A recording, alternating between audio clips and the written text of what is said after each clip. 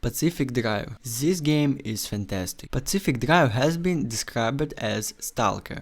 It's happening in the Pacific Northwest and all hell is a car. However, the gameplay loop feels more like Subnautica. There are no classic enemies, no combat, every threat is environmental. You are trapped in a part of the world, being overrun by anomalies, many of which are mobile and almost all dangerous. Hailing from your garage in a small pocket of peace, you forage out deeper and deeper into increasingly dangerous zones, driven by the plot and desire for more difficult to obtain resources. The game is insanely atmospheric and as immersive as you could ask for. Every element from graphics to sound design to environment building is crafted to evoke the experience that is Pacific Drive, especially the music. I have not fallen in love with the soundtrack like I have the one of the game's radio in age. I have added music from Pacific Drive to my playlist so I can listen to it when not playing the game. I was not accepting the game to be so intense. You can never return to the way you came.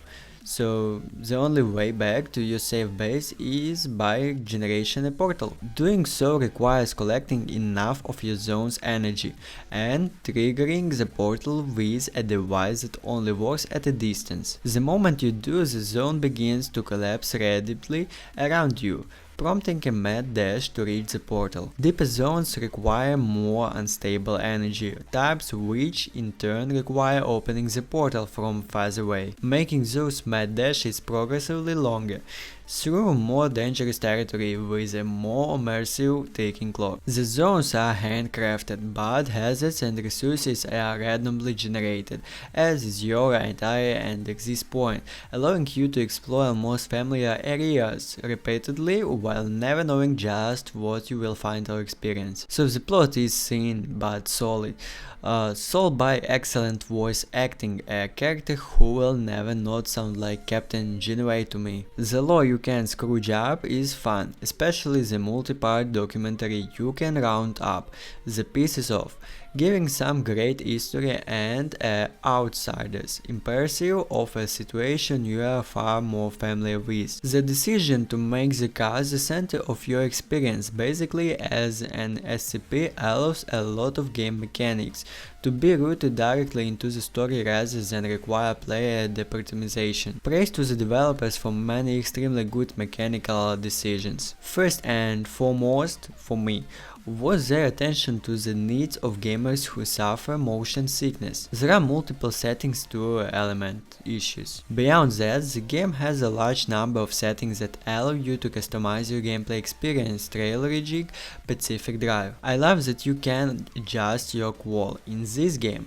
allowing or disabling things like swapping parts with a part you are holding, or how long you have to hold the key to turn the ignition. Additionally, you can adjust elements which may alter the difficulty but make the game far more enjoyable depending on your playstyle. And major kudos for none of these adjustments disabling achievements. I, for one, don't care about achievements, but it never sits well when a game tries to punish you for playing your way. Pacific Drive never does it. Some of the additional touches just made my day, like representative car stickers being included for free, or the decal set you can find which decorates your car in the style on the Scooby-Doo Mystery Machine. As for the bad, there is so very little that the flows barely detract from enjoying Pacific Drive. In over 90 hours of gameplay, I experienced only 2 bugs. The first, getting stuck in a submenu, was a minor annoyance that was solved by navigating to another part of the menu rather than trying to close the menus directly. And the second was considerably more problematic, sometimes upon loading save.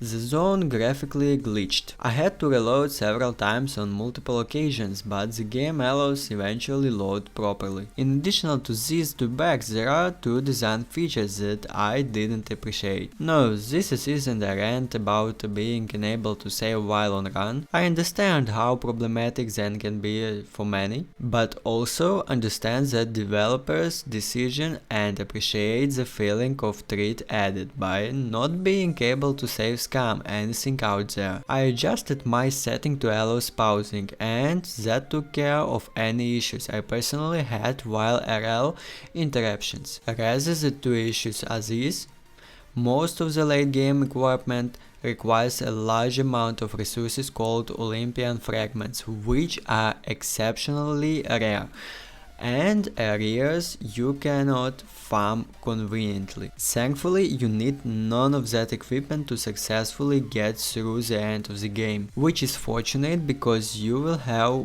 virtually none of it. The other issue I had was the cosmetic.